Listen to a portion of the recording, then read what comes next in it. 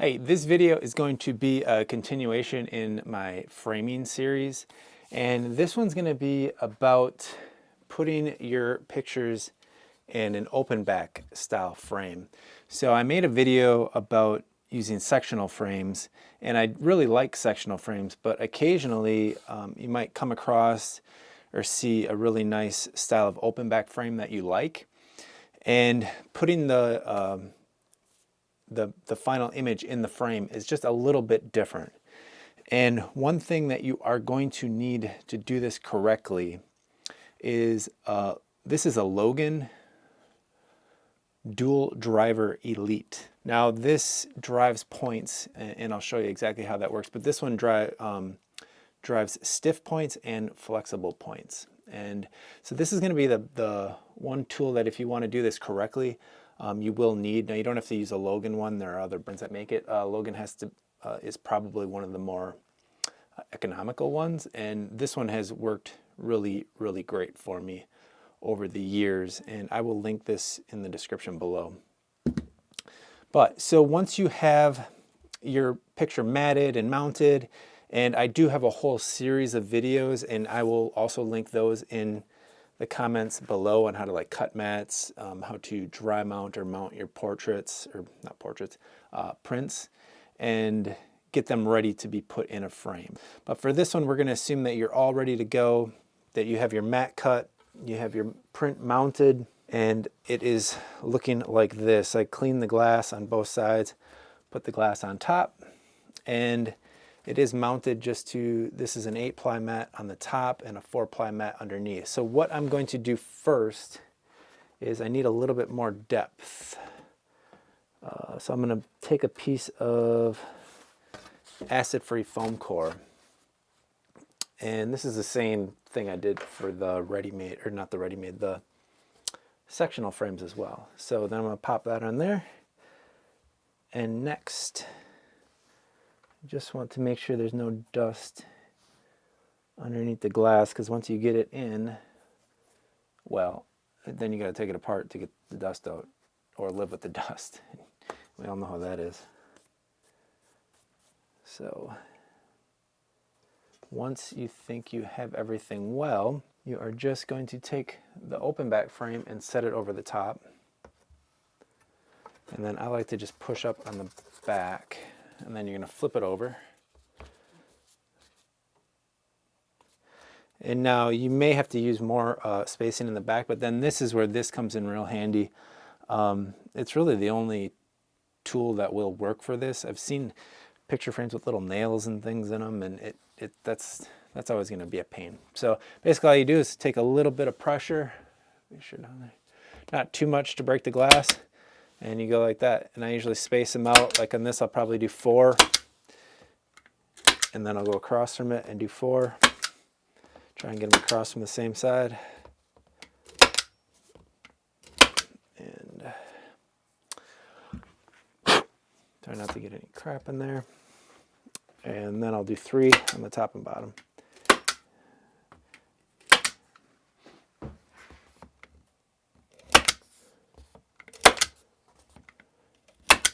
And that is pretty much how you get it in the frame. So then you're going to want to flip it back around. And one of the reasons I really like this white style frame, so that's one of the reasons, with this lift print in particular, so that's one of the reasons that I wanted to do something different than a sectional. They do make white sectional frames, but this one is just a nicer frame in my opinion. So I just double check for any dirt and debris, and then to finish it off, you will need some type of craft paper. I have this big roll of black paper, but you can use the stuff that comes in your glass, but you will need one size up, or just Google craft paper. I'll try and find some and put a link in the description below. I have a huge roll of it. You don't need a huge roll. But then what I do is take ATG or 2-sided tape. You don't need the gun again, but it does help.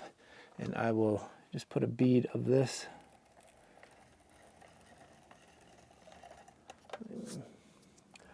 Make sure you can see that. Yeah, there we go. All the way around.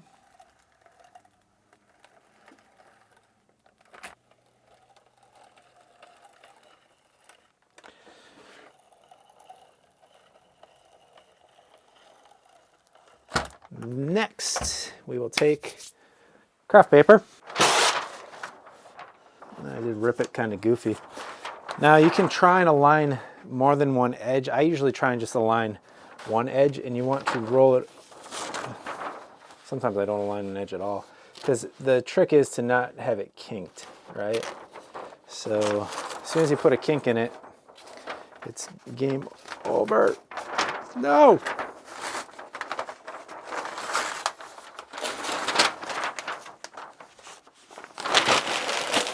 That was me wasting craft paper. All right, so we're not gonna even try and align that edge because I don't want to waste any more paper. I feel like I just killed a tree, guys.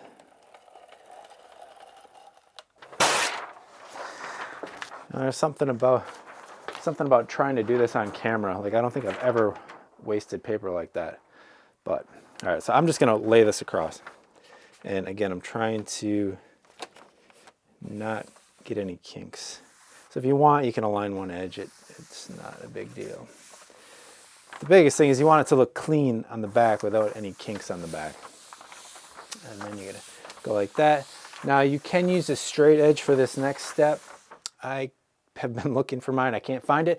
But now is when you will use all the blades from cutting mats will actually come in handy here. So you just take a regular razor blade. And like I said, you could use a straight edge ruler if you really want it to go really nice. But I usually freehand it because, I mean, no one's really gonna look at the back of your pictures, but that's up to you. And I make a nice, I just kind of define the edge, and then I just carefully trim along there. As cleanly and nicely as you can.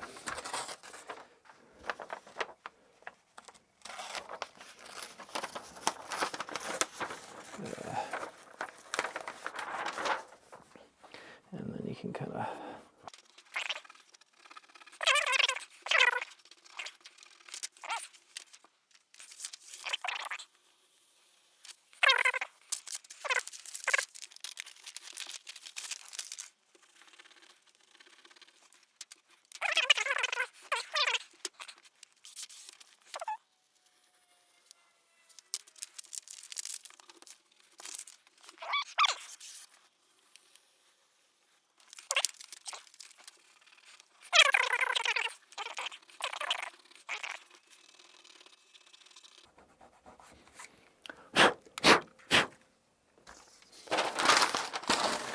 put the blade away so I don't cut myself.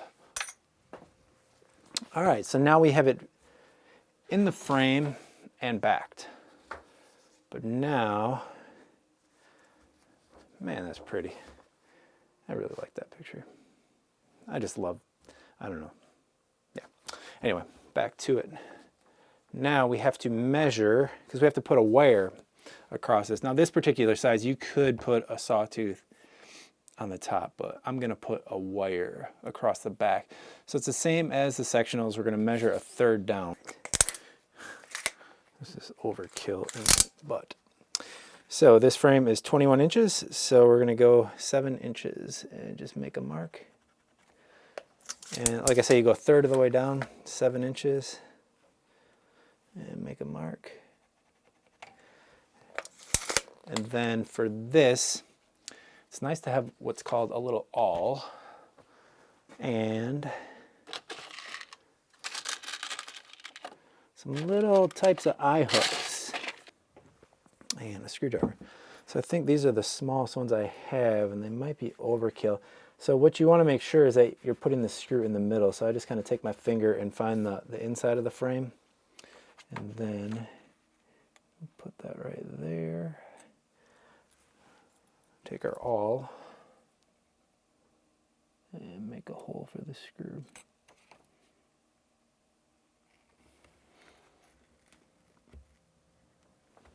And do the same thing on this side.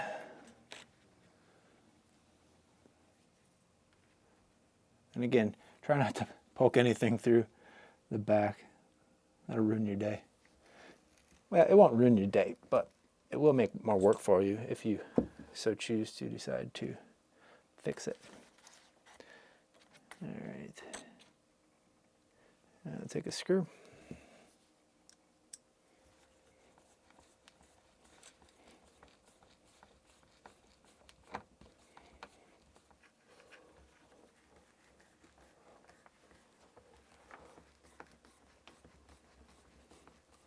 So these eye hooks and this screw is probably like a hair too big for this actual frame, but it looks like it's holding well. Next, we need wire. And I'm really kind of mad about this. My nice spool of wire, I dropped it. It broke. Now I have this mess of whatever, but it still works. So I'm going to wrap this around once and at least twice. And then we'll just twist it and twist it up. So this part is the same. I mean, this is just putting a wire hanger on. So this is going to be the same as the sectional frame. Then we'll cut right there.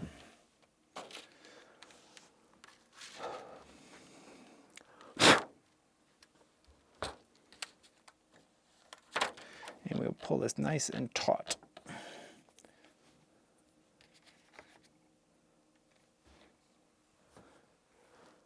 Okay, I did put it on the right side. Occasionally I will put the hanger, I haven't done it in a while. Make sure you're putting this to the top of the picture because you don't want to, you don't want to hang it upside down. So anyway, that's always a bummer when you do that. So I'm going to do the same thing for this side. And then we will just twist it.